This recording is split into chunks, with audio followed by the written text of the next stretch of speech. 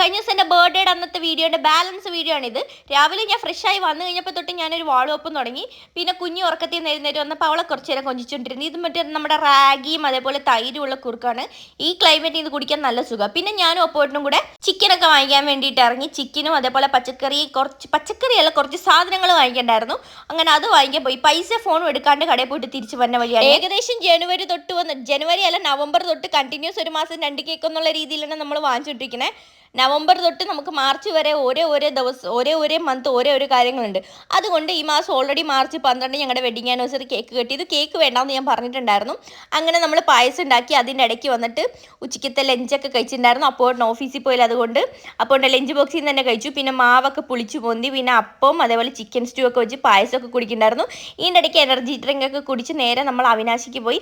പിന്നെ അവിടെ പിള്ളേരുടെ കളിയാണ്. പിന്നെ തിരിച്ച് രാത്രിക്കാണ് അവിടെ നിന്ന് വന്നത്. വരുന്ന വഴി കുറച്ച് പച്ചക്കറിയൊക്കെ വെച്ച് വീട്ടിൽ പോന്നു.